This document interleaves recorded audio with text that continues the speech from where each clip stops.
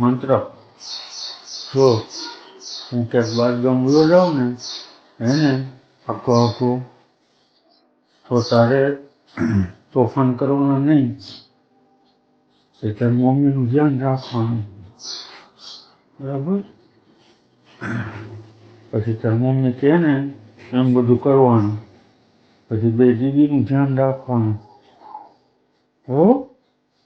અને પપ્પા ન આવે ને તો